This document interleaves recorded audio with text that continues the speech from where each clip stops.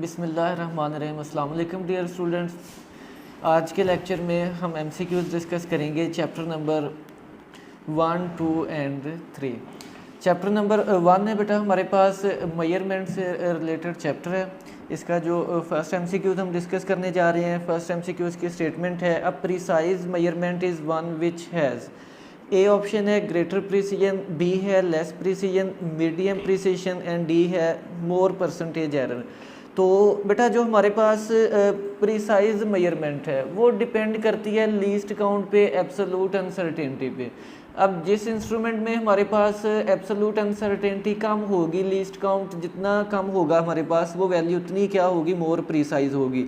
तो इसका जो बी ऑप्शन है फर्स्ट का, हमारे पास वैल्यू जितनी लेस प्रिसीजन होगी वैल्यू में, हमारे पास वो वैल्यू उतनी ज़्यादा क्या होगी, मोर प्रिसाइज होगी।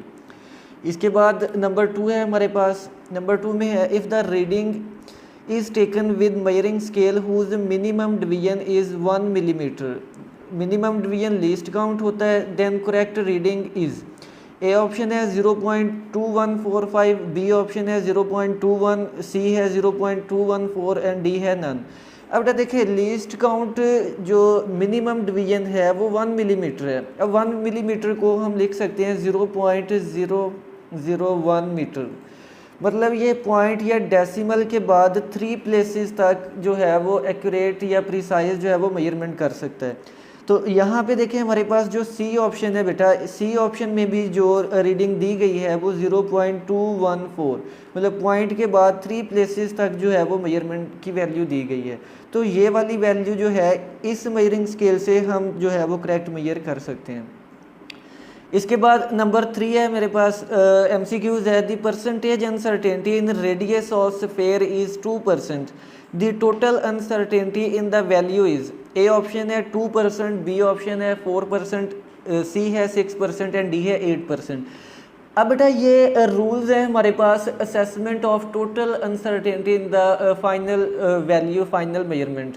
तो बेटा वहाँ पे हमारे पास एक रूल होता है पावर फैक्टर के लिए, तो आपको रिवाइज करना पड़ेगा कि पावर फैक्टर में रूल क्या होता है। हमारे पास रूल ये होता है कि multiply power factor with percentage uncertainty.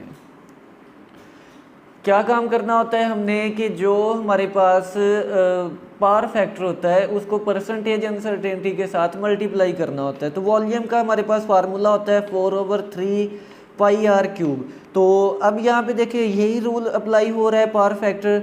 तो रेडियस की जो परसेंटेज अनसर्टेनिटी गिवन है बेटा वो 2% है। 2% को मल्टीप्लाई करेंगे किसके साथ, पावर फैक्टर के साथ, और पावर फैक्टर क्या गिवन है 3, तो 3 को 2 से मल्टीप्लाई करेंगे तो जो फाइनल वैल्यू में हमारे पास परसेंटेज अनसर्टेनिटी होगी उसकी वैल्यू कितनी होगी, 6%। तो थर्ड का हमारे पास जो सी ऑप्शन है बेटा ये करेक्ट होगा। फिर इसके बाद नंबर 4 है। नंबर 4 है हमारे पास add the following up to correct precision 73 values बेटा गिवन है। फर्स्ट है 72.1, सेकंड है उसके बाद 3.42, उसके बाद लास्ट पे है 0.003। बेटा वो कहता है कि अब टू करेक्ट प्रिसीजन तक आपने इसका आंसर जो है वो फाइंड करना है, ऐड करना है बेटा। ऐड करने के लिए सिंपल आप एडिशन के रूल अप्लाई करेंगे। 3 इसको ऐड करें, 2 हो जाएगा, 4 1s 5 हो जाएगा, डॉट ये हो जाएगा 5 और ये 75.523 बेटा इन तीनों वैल्यूज़ को ऐड करने से आ रहा है। अब बेटा यहाँ पे आप रूल अप्लाई करें कि जो हमारे पास फाइनल वैल्यू आई है इसमें हमने जो सिग्निफिकेंट फिगर्स है उसको इस तरह से सेट करना है कि हमारे पास जो करेक्ट प्रिसीजन है वहाँ तक हम पहुँच सकें। तो बेटा इसके लिए रूल है कि जब भी हम एडिशन करते हैं, एडिशन करते वक्त जो हमारे पास फाइनल वैल्यू होगी उसमें डेसिमल प्लेसेस में जो सिग्निफिकेंट फिगर्स की तादाद है वो एक्सप्रेशन में मौजूद लीस्ट सिग्निफिकेंट फिगर्स जो डेसिमल प्लेसेस में हैं उनके इक्वल होना चाहिए। तो आपने टोटल सिग्निफिकेंट फिगर्स नहीं काउंट करने बल्कि डेसिमल प्लेसेस में जो सिग्निफिकेंट फिगर्स हैं उनकी तादाद को काउंट करना है, ठीक है। तो अब बेटा अगर हम देखें जो फर्स्ट वैल्यू है इसमें जो डेसिमल प्लेसेस में सिग्निफिकेंट फिगर है बेटा वो 1 है, एक तादाद है उसकी। अगर सेकंड में देखें, सेकंड वैल्यू में कितने सिग्निफिकेंट फिगर्स हैं डेसिमल प्लेसेस में, तो वो 2 है। थर्ड बेटा जो है इसमें भी हमारे पास ये 0 जो है ये लीडिंग है हमारे पास 3 से, तो ये काउंट नहीं होंगे सिग्निफिकेंट फिगर्स में। इसमें भी जस्ट कितने सिग्निफिकेंट फिगर्स हैं डेसिमल प्लेसेस में 1। तो जो फाइनल एक्सप्रेशन है उसमें भी जो डेसिमल प्लेसेस में सिग्निफिकेंट फिगर की तादाद है वो भी किसकी इक्वल होनी चाहिए, 1 के इक्वल होनी चाहिए। अब यहाँ पे चेक करें कि कितनी डेसिमल प्लेसेस आ रही हैं, 3 आ रही हैं, तो इसको हमने राउंडिंग ऑफ करके 1 जो है वो डेसिमल प्लेस तक लेके जाना है। तो उसके लिए राउंड ऑफ के लिए देखिए ये 3 को हम स्किप करेंगे, 3 जो है ये 5 से बिलो है बेटा, तो इसको जब हम स्किप करेंगे तो 2 में कोई भी कैरी नहीं होगा। इसके बाद अगेन देखें 2 को भी स्किप करेंगे, 5 से बिलो है, स्किप हो जाएगा, तो 5 जो फाइनल आंसर आ जाएगा 75.5 ये हमारे पास क्या होगा, फाइनल आंसर हो जाएगा। तो नंबर 4 का हमारे पास जो डी ऑप्शन है बेटा 75.5 ये इसका करेक्ट हो जाएगा। फिर इसके बाद नंबर 5 है मेरे पास। नंबर 5 MCQs में है, if the percentage uncertainty in force is 2%। Force में बेटा जो परसेंटेज अनसर्टेनिटी गिवन है वो 2% है, और जो एरिया में परसेंटेज अनसर्टेनिटी गिवन है वो है हमारे पास 4%। परसेंटेज अनसर्टेनिटी इन प्रेशर, प्रेशर में बेटा जो परसेंटेज अनसर्टेनिटी है वो फाइंड करनी है। अब प्रेशर का फार्मूला बेटा याद होगा, pressure is equal to force per unit area. अब बेटा देखें हमने प्रेशर की वैल्यू कैलकुलेट नहीं करनी, बल्कि जो प्रेशर है इसमें टोटल अनसर्टेनिटी जो है वो हमने कैलकुलेट करनी है। तो बेटा यहाँ पे देखें, यहाँ पे डिवीजन हो रही है, तो हमने रूल्स में पढ़ा था कि मल्टीप्लिकेशन और डिवीजन में सेम रूल होता है, और रूल क्या होता है बेटा कि हमने ऐड करना होता है, ऐड परसेंटेज अनसर्टेनिटी। हमने जो परसेंटेज अनसर्टेनिटीज होंगी फोर्स में और एरिया में उनको ऐड करना है, वही हमारे पास टोटल अनसर्टेनिटी होगी बेटा किस में, प्रेशर में। तो फोर्स में हमारे पास 2% है, और हमारे पास जो एरिया है इसमें कितनी है, 4% है, तो टोटल बेटा कितनी हो जाएगी, 6% हमारे पास टोटल अनसर्टेनिटी आ जाएगी किस में, प्रेशर में। फिर इसके बाद जो इसका 5th का आंसर गिवन है बेटा वो ए जो है, ए पे 6% है, तो ये इसका करेक्ट होगा। फिर इसके बाद नंबर 6 है। नंबर 6 में है the time taken by light to reach the earth from sun is. बेटा ये है हमारे पास कि सन से अर्थ तक लाइट पहुंचने में कितना टाइम लगता है। ए ऑप्शन है बेटा, ए ऑप्शन में 1 मिनट 8 सेकंड गिवन है, तो ये होता है बेटा मून टू अर्थ का टाइम गिवन है। सेकंड बी ऑप्शन है 8 मिनट एंड 20 सेकंड, तो बी बेटा ये करेक्ट है, ये टाइम हो जाएगा हमारे पास 8 मिनट एंड 20 सेकंड जो है वो टाइम लगता है सन से अर्थ तक लाइट को ट्रैवल करने में, पहुंचने में। ठीक है, तो इसका बी जो है वो हमारे पास करेक्ट होगा। ये इसी टॉपिक में बेटा जो साइड इंफॉर्मेशन है वहाँ पे एक टेबल दिया गया है, वहाँ पे मून का टाइम भी गिवन है, time taken by light to come from moon to earth, sun to earth. ठीक है, तो उस टेबल में डिफरेंट जो वैल्यूज़ हैं उसको आपने अच्छे से तैयार करना है। फिर उसके बाद नंबर 7 है। नंबर 7 में है हमारे पास द डायमेंशन ऑफ फोर्सेस। तो फोर्स की बेटा डायमेंशन जो है वो पूछी गई है, तो फोर्स की डायमेंशन मालूम करने के लिए आप इसका यूनिट से भी फाइंड कर सकते हैं, फार्मूला से भी निकाल सकते हैं। सिंपल फार्मूला है F is equal to ma। अब अगर फोर्स की डायमेंशन चाहिए तो आप मास की डायमेंशन लिखेंगे और किसकी डायमेंशन लिखेंगे, एरिया की डायमेंशन लिखेंगे। अब मास की डायमेंशन हमारे पास कैपिटल M है, एक्सेलरेशन की क्या होती है LT-2, तो फोर्स की डायमेंशन बेटा क्या आ जाएगी MLT-2। तो बेटा जो इसका करेक्ट जो गिवन है वो बी ऑप्शन जो है वो करेक्ट है। ये आपने डायमेंशन जो है फोर्स की इसको अच्छे से प्रिपेयर करना है, ये मोस्ट जो हमारे पास फार्मूलाज हैं उसमें एज इट इज़ यूज़ करेंगे। फिर इसके बाद नंबर 9 है।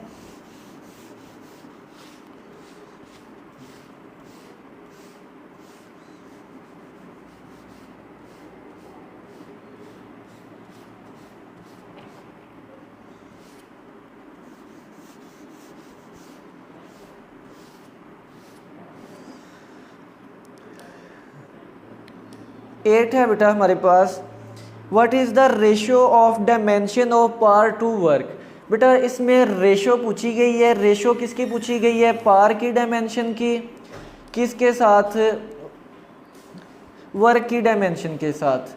तो बेटा आपको पहले पार की जो डायमेंशन है वो मालूम होनी चाहिए, पार के बाद आपको जो है वो वर्क की डायमेंशन जो है वो मालूम होनी चाहिए। ये दोनों मालूम करने के बाद आप इन दोनों की रेशो जो है वो फाइंड करेंगे। अब बेटा वर्क की डायमेंशन क्या होती है? वर्क की डायमेंशन, वर्क हमारे पास सिंपली इक्वल होता है एफ डी के। तो फोर्स की डायमेंशन लिखेंगे और साथ में किसकी लिखेंगे? डिस्प्लेसमेंट की। फोर्स की होती है, अभी हमने फाइंड की है M L T minus two. उसके बाद जो डिस्प्लेसमेंट है, लेंथ है हमारे पास, ये क्या आ जाएगा? एल आ जाएगा। तो यहाँ से वर्क की डायमेंशन आ जाएगी M L square T minus two. This is the dimension of work. अब बेटा इसके बाद वर्क की फाइंड कर ली है, वर्क के बाद हमने किसकी फाइंड करनी है? पार की। तो पार का बेटा फार्मूला आप लिख सकते हैं वर्क ओवर टाइम। तो पार की बेटा डायमेंशन मालूम करने के लिए आप वर्क की डायमेंशन लिखेंगे और साथ में किसकी लिखेंगे? टाइम की। वर्क की बेटा आ जाएगी M L square T minus two. फिर उसके बाद टाइम की बेटा ये क्या आ जाएगी हमारे पास? टी। तो यहाँ से हमारे पास जो रेशो आ जाएगी M L square T minus cube हो जाएगा। ये बेटा डायमेंशन आ जाएगी हमारे पास किसकी? वर्क की। बेटा जब आप MCQs कर रहे होंगे देन आपने ये सारा सॉल्व नहीं करना, ये सॉल्व मैं सिर्फ आपको बताने के लिए कर रहा हूँ कि कैसे आपने फाइंड करनी है। आपको वर्क की डायमेंशन एज इट इज़ याद होनी चाहिए और किसकी डायमेंशन याद होनी चाहिए? प्रेशर की याद होनी चाहिए।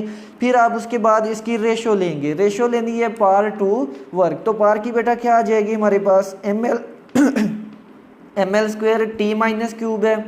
फिर उसके बाद यहाँ पे रेशो में आ जाएगा हमारे पास वर्क की है M L square T minus to.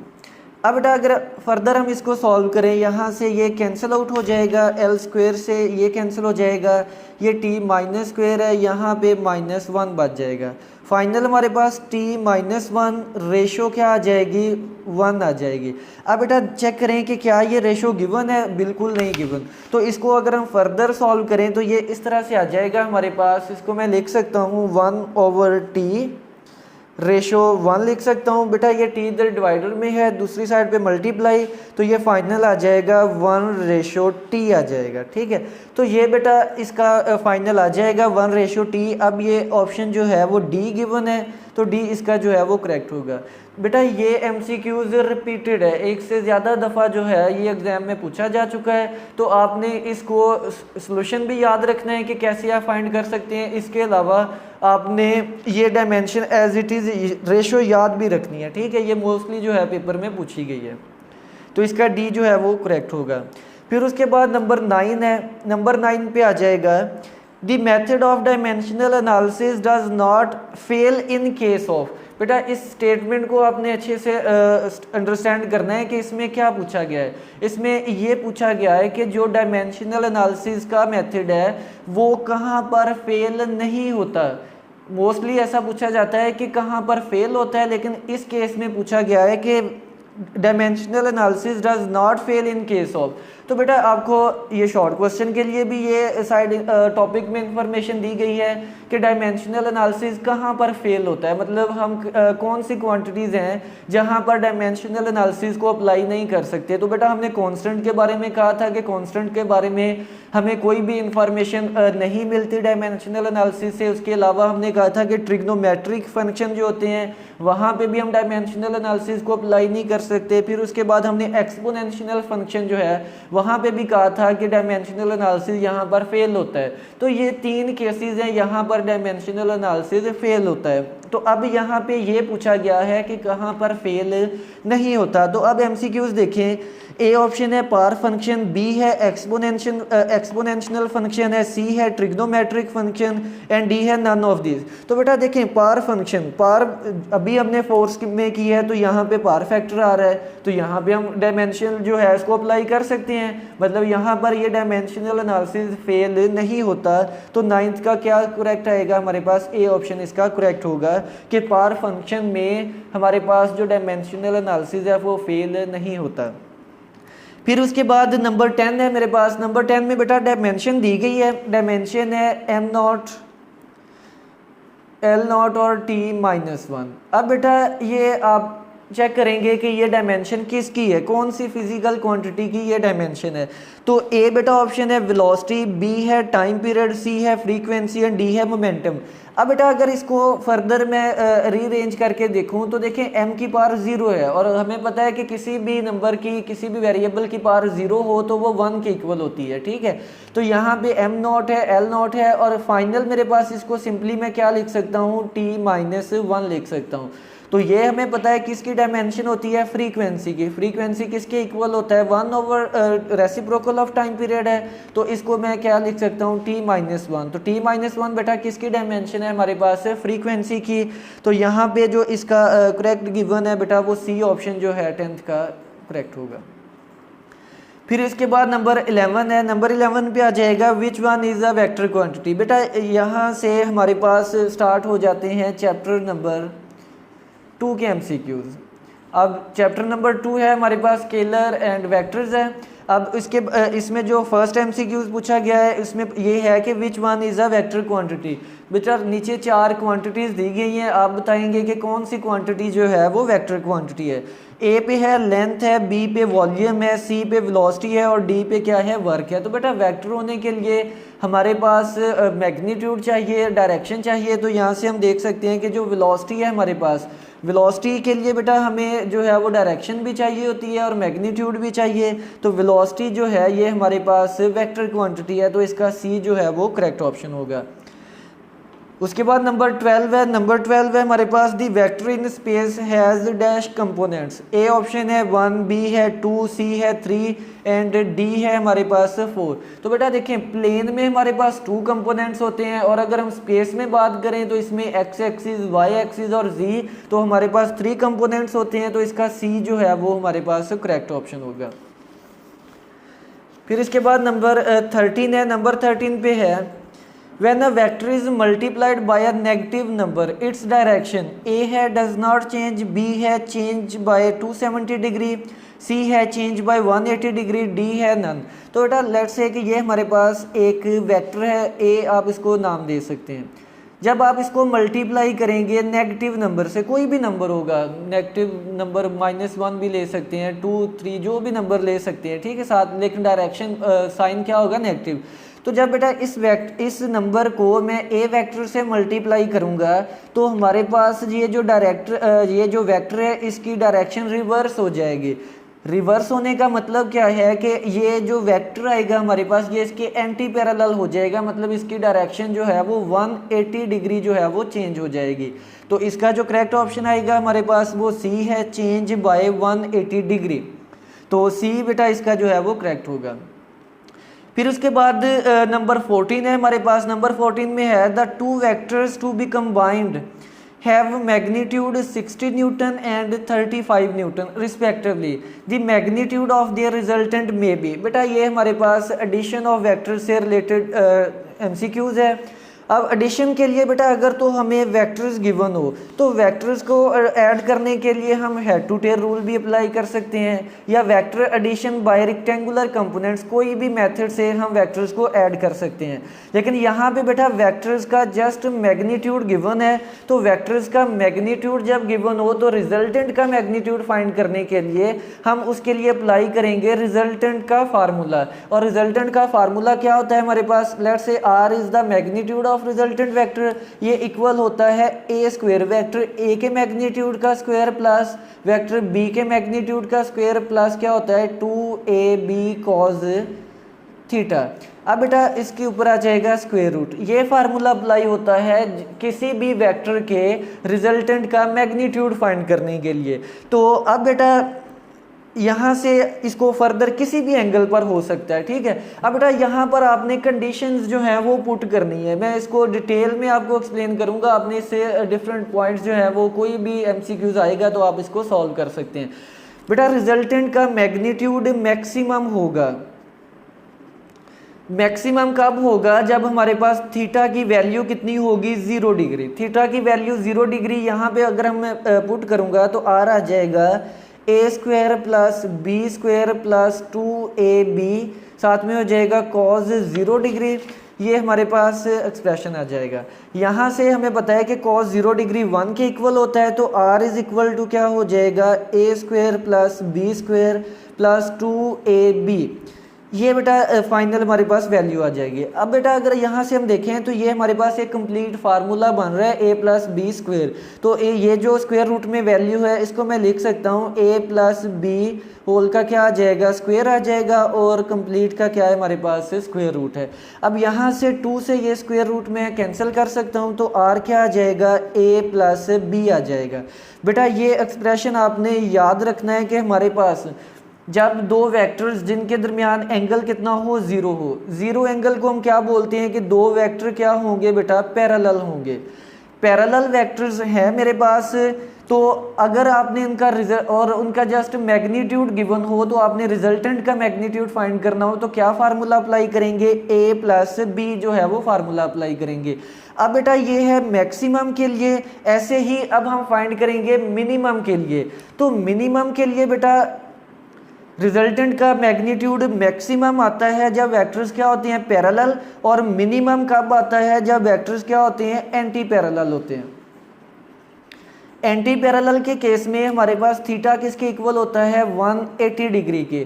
तो अब इसी फार्मूला में हम थीटा की वैल्यू क्या पुट करेंगे, 180 डिग्री, तो ये आ जाएगा a square plus B square plus 2ab, साथ में क्या हो जाएगा cos 180 डिग्री, और कंप्लीट यहाँ पे हमारे पास क्या आ रहा है, स्क्वायर रूट। अब बेटा cos 180 डिग्री किसके इक्वल होता है, -1 के। तो यहाँ से सॉल्व करने के बाद आ जाएगा a square plus B square minus 2ab आ जाएगा। अब बेटा देखें कि अब अगेन हमारे पास ये जो स्क्वायर रूट में वैल्यू है ये अगेन स्क्वायर बन रहा है हमारे पास किसका, ये बन रहा है हमारे पास a माइनस बी का क्या हो जाएगा, स्क्वायर, और कंप्लीट का क्या आ रहा है मेरे पास, स्क्वायर रूट। अब अगर इसको सॉल्व करेंगे तो ये क्या हो जाएगा, स्क्वायर और स्क्वायर रूट कैंसिल हो जाएंगे, तो रिजल्टेंट का मैग्नीट्यूड आ जाएगा a माइनस बी के साथ। अब बेटा ये चेक करें कि दो वेक्टर्स हों, अगर उनका मैग्नीट्यूड गिवन हो, रिजल्टेंट का मैग्नीट्यूड आपने फाइंड करना हो, अगर पैरेलल होंगे तो फार्मूला क्या अप्लाई करेंगे, a प्लस बी, और अगर एंटी पैरेलल होंगे तो फिर क्या अप्लाई करेंगे, a माइनस बी। अब बेटा यहाँ से आपने दो बातें याद रखनी है कि मैक्सिमम मैग्नीट्यूड कब आएगा, जब क्या होंगे, पैरेलल, और मिनिमम कब आएगा, जब दो वेक्टर्स क्या होंगे, एंटी पैरेलल। तो बेटा एक यहाँ से अगली बात ये याद रखें कि मैक्सिमम से वैल्यू ज़्यादा नहीं हो सकती और मिनिमम से वैल्यू कम नहीं हो सकती रिजल्टेंट की। अब बेटा यहाँ पे एमसीक्यूज चेक करें कि ये जो इस स्टेटमेंट में गिवन है वो कहता है दो वेक्टर्स हैं टू बी कंबाइंड। अब उनके दरमियान एंगल नहीं गिवन, मतलब ये नहीं बताया गया कि आपने किस एंगल पे ऐड करना है, बस उनको ऐड करना है, कंबाइन करना है। हैव मैग्नीट्यूड 60, लेट्स से ए का मैग्नीट्यूड बेटा 60 न्यूटन है, बी वेक्टर है, बी फोर्स कह लें, वो कितनी है 30 जो है वो 35 न्यूटन है respectively. The magnitude of the resultant में बी। अब बेटा देखें अगर तो डायरेक्शन गिवन हो, एंगल थीटा गिवन हो, तो यहाँ पे हम वैल्यू फाइंड पुट करके रिजल्टेंट का मैग्नीट्यूड जो है वो फाइंड कर सकते हैं। लेकिन बेटा इस केस में जब एंगल थीटा गिवन ना हो तो फिर आपने कंडीशन पुट करनी होती है। कंडीशन ये अभी जो मैंने बताई है कि रिजल्टेंट का मैग्नीट्यूड मैक्सिमम से ज़्यादा नहीं होगा और मिनिमम से कम नहीं होगा। अगर इन दोनों को लेट्स से कि पैरेलल है, पैरेलल होंगे 60 प्लस 35, तो ये कितना आ जाएगा मेरे पास 95 न्यूटन, मतलब इनका मैक्सिमम जो आ रहा है बेटा वो 95 है। अब अगर हम इनका मिनिमम चेक करें, मिनिमम चेक करेंगे तो वो क्या आ जाएगा 25 न्यूटन आ जाएगा। अब बेटा हम इसके ऑप्शन चेक करते हैं। ऑप्शन में बेटा ए ऑप्शन है इसका 100 न्यूटन, तो बेटा 100 जो है वो चेक करें वो मैक्सिमम से ज्यादा है, मतलब इनका मैक्सिमम 95 है और 100 जो है वो इससे ज्यादा है, तो 100 तो इनका हो ही नहीं सकता, तो ये नहीं है इसका। फिर बी है 70, अब जो 70 है बेटा वो चेक करें वो मिनिमम और मैक्सिमम में एग्जिस्ट कर रहा है, मतलब ये हो सकता है। अब इसके बाद जो सी है, सी में है बेटा 20 देखें 20 मिनिमम से भी बिलो आ रहा है, मिनिमम से बिलो आ रहा है तो मतलब 25 से बिलो तो नहीं हो सकता। अब ये 20 है तो 20 मतलब इसका रिजल्टेंट पॉसिबल नहीं हो सकता, तो इसका जो पॉसिबल है बेटा वो कौन सा हो सकता है, जस्ट 70। अब अगर आप इसमें फार्मूला पुट करें, फार्मूला में थीटा की जगह 90 डिग्री पुट कर देंगे तो आप चेक करेंगे कि इसका आंसर जो है वो 70 डिग्री 70 जो है वो रिजल्टेंट हो सकता है। तो ये बेटा इस तरह की एक ट्रिक होती है, कोई भी वेक्टर्स के मैग्नीट्यूड गिवन हो तो आप ये मैक्सिमम और मिनिमम की कंडीशन फाइंड करके फाइंड कर सकते हैं कि कौन सा पॉसिबल हो सकता है।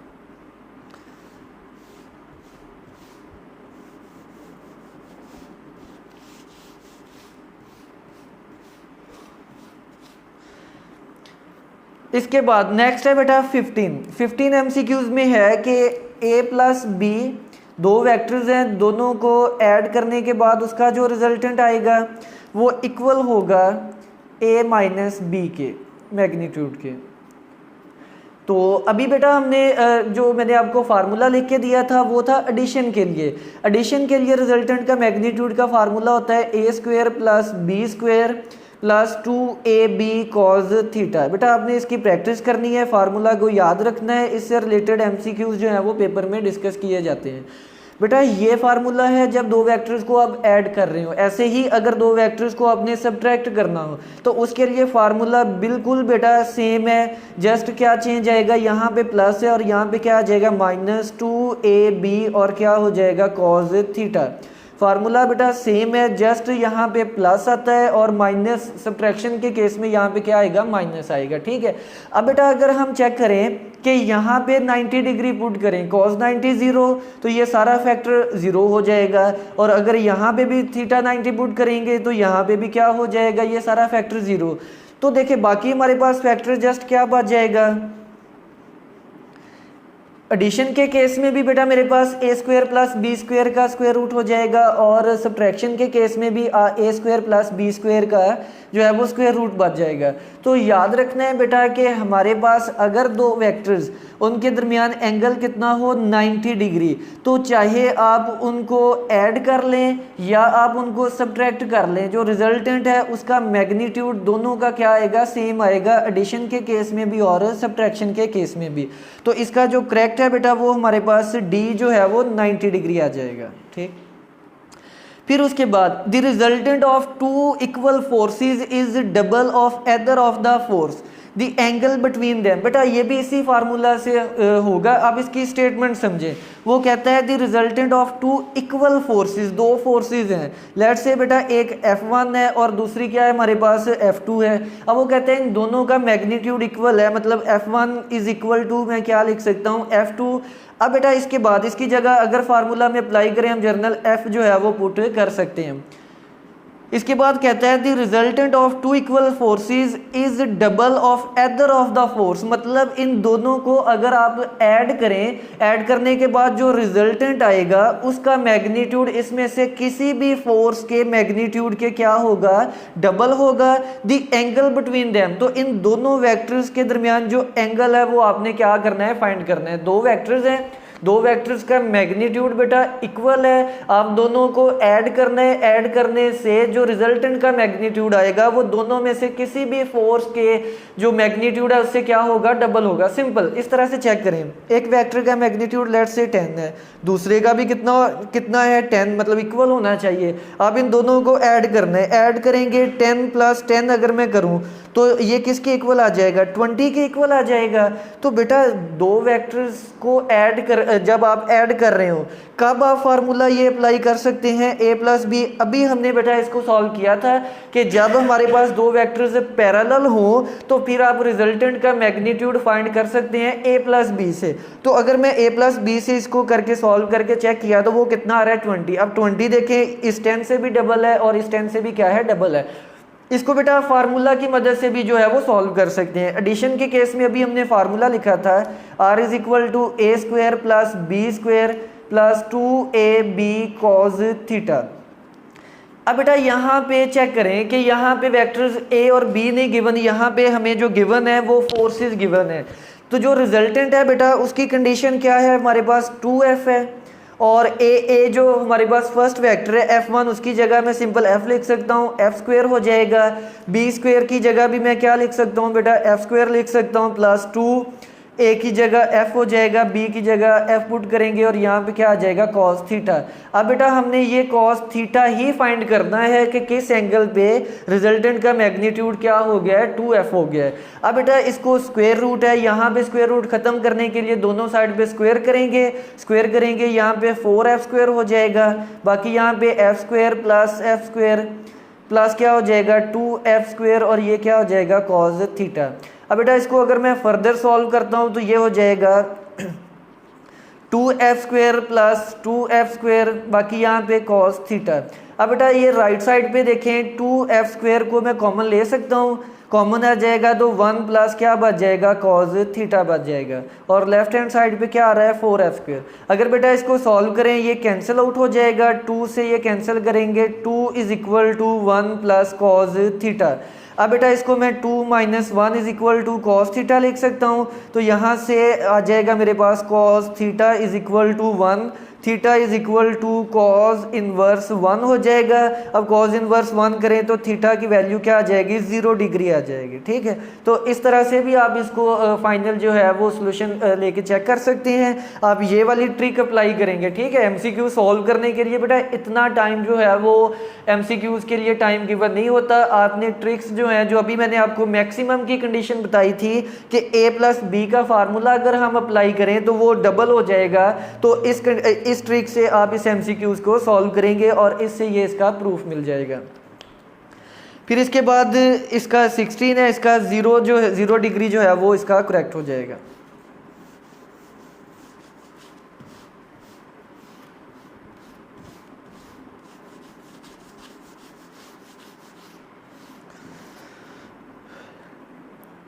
इसके बाद 17 है। 17 में है बेटा मेरे पास if R X is positive, resultant का एक्स कंपोनेंट बेटा पॉजिटिव है, एंड आर वाई, रिजल्टेंट का वाई कंपोनेंट क्या है हमारे पास, नेगेटिव है। The resultant vector lies in which quadrant, तो रिजल्टेंट वेक्टर जो है वो कौन से क्वाड्रेंट में लाई कर रहा है बेटा, हम फ्रेम ऑफ रेफरेंस बनाएंगे। ये हमारे पास फर्स्ट क्वाड्रेंट होता है, ये हमारे पास सेकंड है, ये हमारे पास थर्ड होता है, और ये हमारे पास क्या होता है, फोर्थ। ये x हो जाएगा, नेगेटिव x हो जाएगा, y, और ये क्या है, नेगेटिव y। अब बेटा देखें, फर्स्ट में x भी पॉजिटिव, y भी क्या होता है, पॉजिटिव। सेकंड में x बेटा नेगेटिव होता है और y क्या होता है हमारे पास, पॉजिटिव होता है। थर्ड में बेटा x भी नेगेटिव और y भी क्या होगा, नेगेटिव। फोर्थ में x की ये वैल्यू लेंगे, x पॉजिटिव होगा और y की वैल्यू क्या होगी हमारे पास, नेगेटिव होगी। तो चेक करें बेटा कि जो हमारे पास फोर्थ क्वाड्रेंट है इसमें x की वैल्यू पॉजिटिव और y की क्या होगी, नेगेटिव। तो ये कौन से क्वाड्रेंट में लाई करेगा, फोर्थ क्वाड्रेंट में। तो इसका जो करेक्ट है 17 का, वो सी ऑप्शन जो है वो इसका करेक्ट होगा। फिर इसके बाद नंबर 18 है।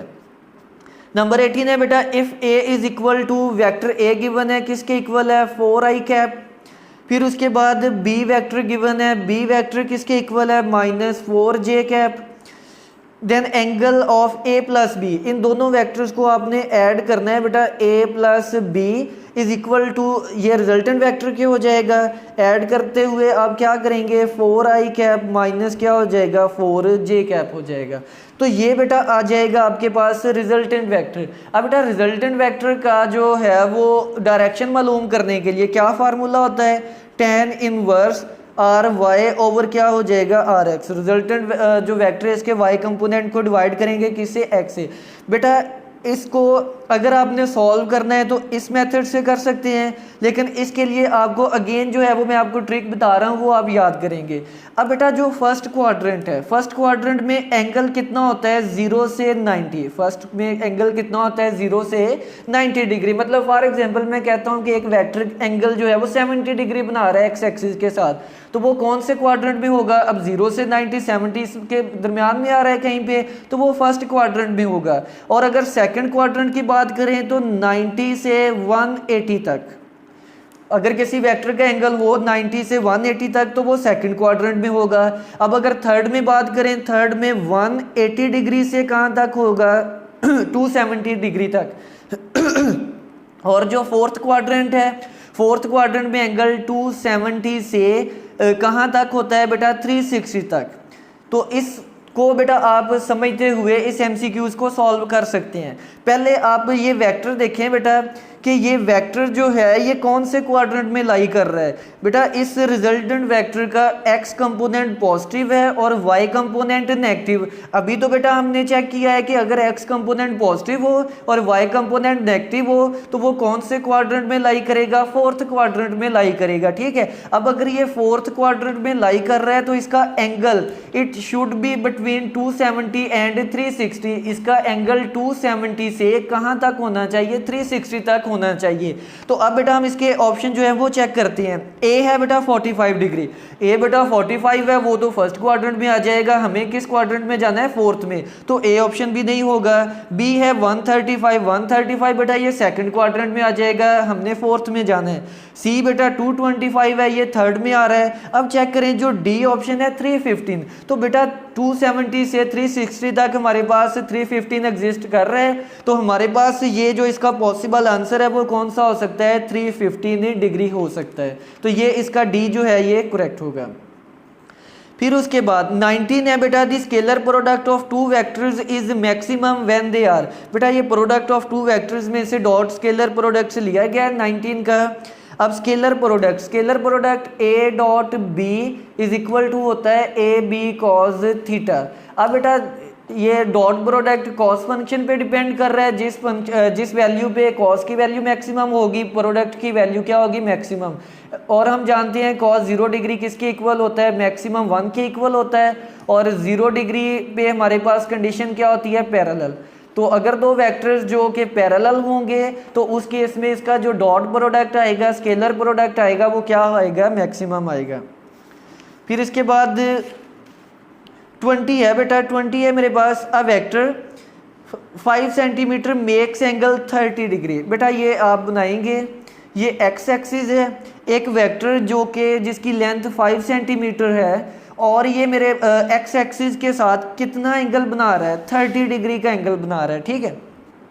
And the other vector 6 centimetre makes angle 90 degree. एक दूसरा वेक्टर जो कि एक्स एक्सिस के साथ कितना एंगल बना रहा है, 90 डिग्री, तो उसका मैग्नीट्यूड है 6 सेंटीमीटर।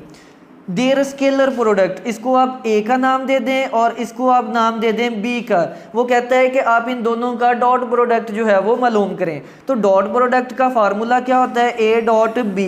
ए डॉट बी किसके इक्वल है, ए बी कॉस थीटा। यहाँ पे ये थीटा क्या होता है, theta is the angle between vector A and B. बेटा ये दो जो वेक्टर्स गिवन है, ये वेक्टर्स के एंगल गिवन है एक्स एक्सिस के साथ। हमने एंगल वो यूज करना है जो इन दोनों वेक्टर्स के दरमियान एंगल होगा।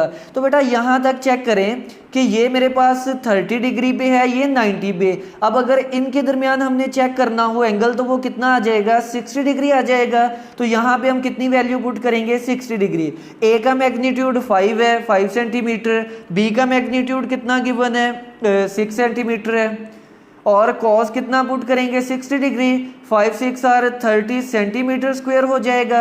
अब कॉस 60 की वैल्यू होती है बेटा 1/2, तो इसको सॉल्व करेंगे तो ये आ जाएगा 15 सेंटीमीटर स्क्वायर आ जाएगा, ठीक है। अब बेटा इसके लिए भी ट्रिक सुन लें कि अगर हमारे पास दो वेक्टर्स के दरमियान एंगल 60 डिग्री होगा तो इसका जो स्केलर प्रोडक्ट है वो हाफ हो जाएगा। ये इस तरह से भी एमसीक्यूज पूछा जा सकता है कि किस एंगल पर स्केलर प्रोडक्ट जो है उसकी वैल्यू हाफ रह जाती है। तो 60 डिग्री पर अब सिंपली आप इन दोनों वेक्टर्स को मल्टीप्लाई करें, 6 5 आर 30, अब हाफ होगा तो 60 का हाफ क्या आ जाएगा हमारे पास, 15। तो ये बेटा हमारे पास जो 20 है इसका जो आंसर है वो सी ऑप्शन जो है वो इसका करेक्ट होगा।